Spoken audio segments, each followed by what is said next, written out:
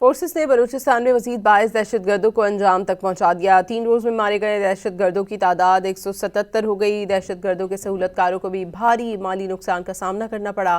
صوبے بھر میں ٹرین، موبائل فون اور انٹرنیٹ سروس معطل ہے۔